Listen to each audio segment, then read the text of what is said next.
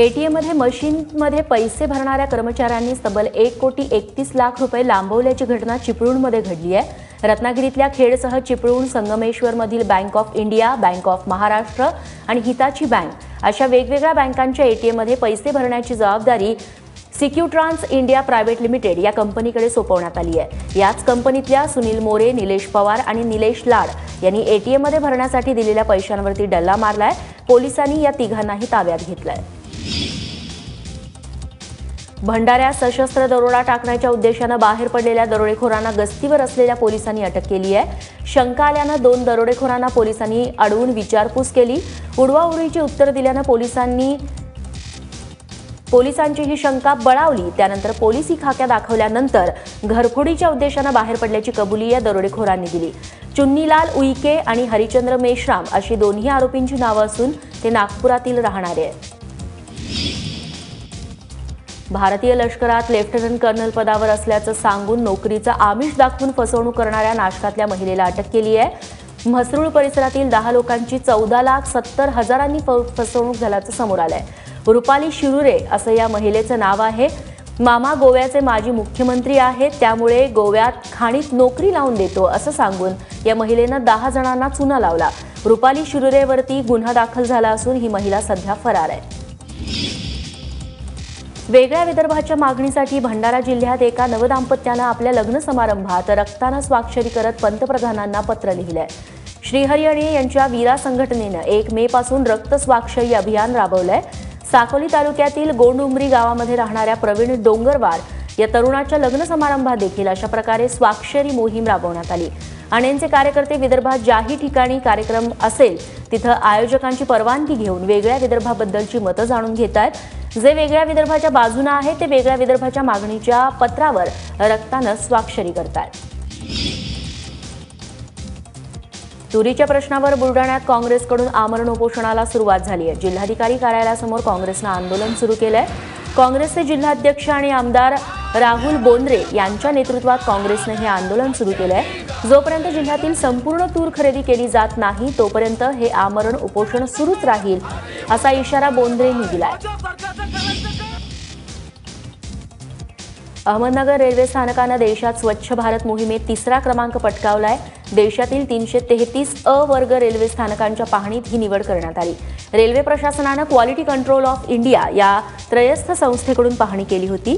3 दिवसांच्या पाहणीत रेल्वे स्थानकाची आतून आणि बाहेरून नीट पाहणी करण्यात आली।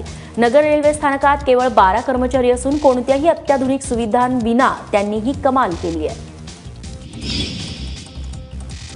परभणी जिल्ह्याच्या रायपूरमध्ये लग्न आटोपून येणाऱ्या वऱ्हाडींच्या गाडीला झालेल्या अपघातात 4घांचा मृत्यू झालाय तर 6 जण गंभीर जखमी आहेत।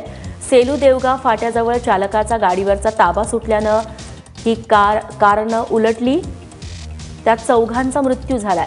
कल्याण बादल, भीमराव शिंदे, शरद रोहिणकर आणि गीताराम वायाळ असं मृत पावलेल्यांची नावं आहेत। जखमींवरती मंठा आणि सेलू इथल्या रुग्णालयात सध्या उपचार सुरू आहेत।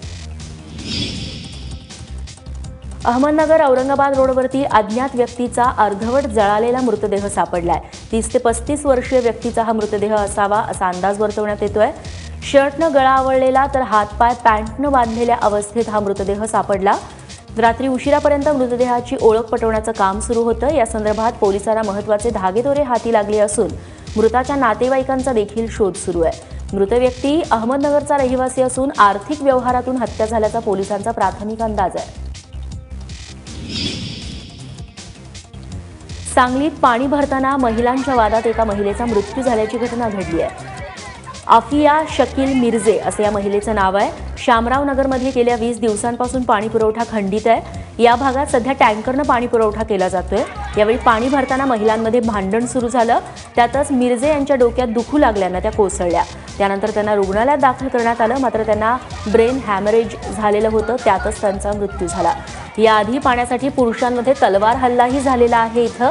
दरम्यान महापालिकेवरती मनुष्यवधाचा गुन्हा दाखल करावा अशी मागणी आता इथल्या लोकांनी केली आहे। शाळेत रागावणाऱ्या वर्ग शिक्षिकेवरती सूड उगवण्यासाठी विद्यार्थ्यानं बनावट फेसबुक अकाउंट सुरू करून बदनामी केल्याचा प्रकार नाशकात उघडकीस आलाय।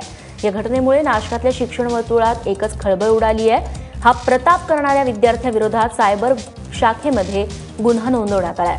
या प्रकरणातील तक्रारदार शिक्षिकेला तिच्या नावानं 2 फेसबुक अकाउंट सुरू असल्याचं समजलं आणि त्यानंतर हा प्रकार उघडकीस आला.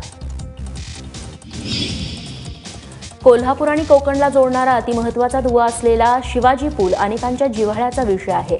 या पुलाला 150 वर्ष पूर्ण झाल्यानं त्याला पर्यायी पूल बांधण्यात आला. मात्र पुरातत्व खात्याच्या जाचकटींमुळे हा पूल अर्धवटच राहिलाय. या प्रकरणी खासदार संभाजीराजे यांनी पंतप्रधानांकडे पाठपुरावा करून देशभरातल्या रखडलेल्या पुलांसंदर्भात कायदा बदलण्यासाठी प्रयत्न केले. त्याला यश आलं असून त्यासाठीचं दुरुस्ती विधेयक लवकरच संसदेत सादर केलं जाणार आहे.